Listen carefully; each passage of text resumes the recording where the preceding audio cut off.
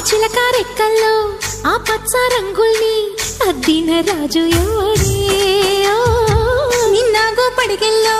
ఆ విష్ణు పాదాలు దిద్దిన మాయా దేవుడే